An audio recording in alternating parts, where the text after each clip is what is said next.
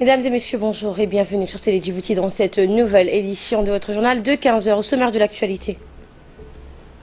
Clôture de la tournée du ministre de l'Éducation nationale dans la ville de l'Unité. Et le Conseil de sécurité de l'ONU s'est prononcé hier sur un projet de résolution américain durcissant les sanctions contre la Corée du Nord. À l'issue de leur échange avec le ministère du Budget dans la salle de commission de l'Assemblée nationale, les parlementaires se sont donc réunis jeudi de nouveau afin de poursuivre l'examen du projet de loi relatif au budget de l'État pour l'exercice 2018. Plusieurs ministres donc ont participé à la séance présidée par le député Shelmake Moussé Aré, la séance de travail élargie à la commission au développement social et de la protection donc, de l'environnement s'est poursuivi sur l'examen du budget initial. Le gouvernement a mis en place donc une politique drastique de rationalisation des dépenses publiques. Les ressources ont été orientées vers les secteurs sociaux prioritaires et les actions prioritaires conformément aux recommandations de la matrice des actions prioritaires de la stratégie du gouvernement sans omettre l'appui permanent consenti aux secteurs sociaux. Au second et dernier jour de sa tournée dans la région de l'Unité, le Premier ministre de l'Éducation nationale de la formation professionnelle Moustapha Mohamed Mahmoud a donc visité l'ensemble des établissements scolaires de la ville de Dikil.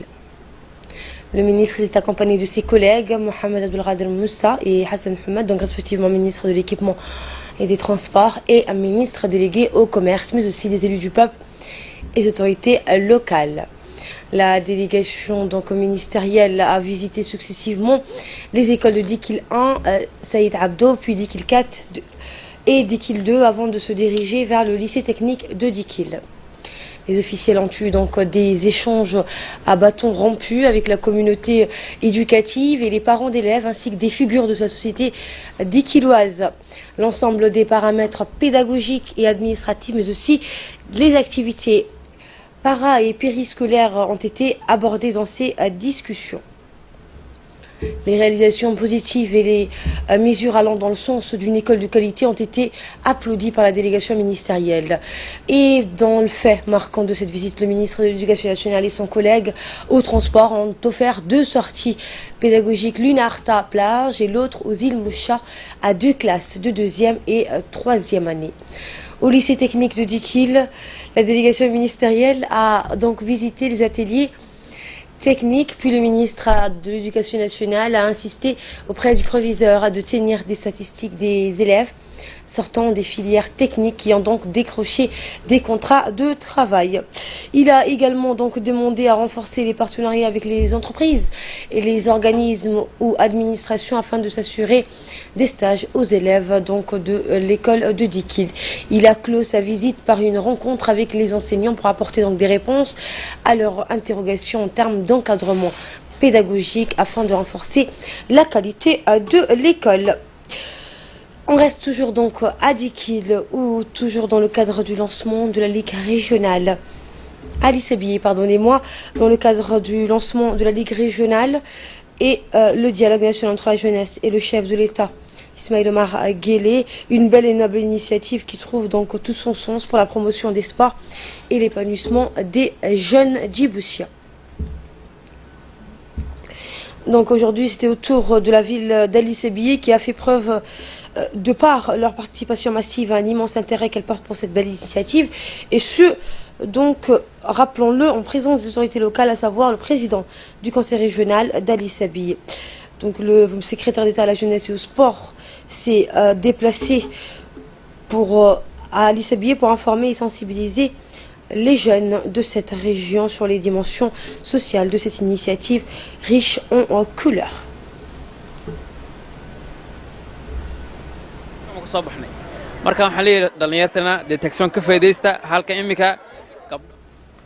Le comité national chargé de l'organisation des préparatifs du dialogue entre le chef de l'État et la jeunesse a tenu une réunion de travail à Dikil cette fois, où donc hier plusieurs responsables ont préparé cette réunion, dont le président du conseil régional, Abdelrahman Younis Aré, chef de service adjoint. Cette réunion a permis aux membres du comité national de présenter les tenants et les aboutissants du dialogue initié par le président de la République. 2 orientations donc ont été marquées cette intervention. Il s'agit de l'organisation d'une première réunion d'échange, d'expression et d'écoute et l'organisation d'une deuxième réunion qui concernera donc cette fois la mise en place d'un atelier thématique.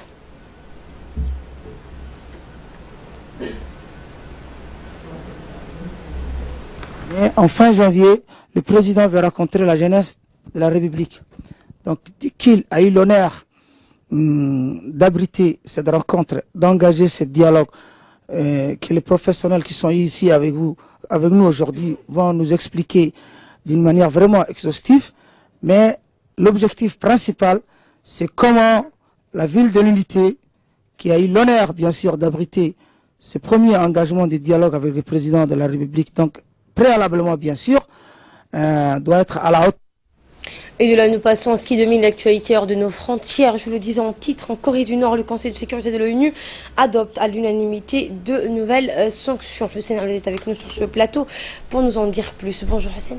Bonjour donc Asma. Effectivement, grâce au soutien de la Chine, le Conseil de sécurité de l'ONU a adopté à l'unanimité donc hier une résolution imposant des nouvelles sanctions à la Corée du Nord. Elles concernent en particulier de restrictions aux importations des pétroles crucial à ces programmes de missiles nucléaires.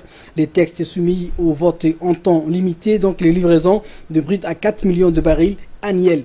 Les importations nord-coréennes des produits pétroliers raffinés, y compris diesel et kérosène, seraient plafonnées à 500 000 barils en 2018 contre 2 millions auparavant. Tout le pays donc serait habilité à intercepter, inspecter, bloquer et saisir du bateau donc soupçonnant de transporter des cargaisons illégales ou vers la Corée du Nord. Le Conseil donc a donné son feu vert à ces tests proposés jeudi par les États-Unis qui ordonnent également le rapatriement dans leur pays d'ici fin 2019 des Nord-Coréens envoyés travailler donc à l'étranger.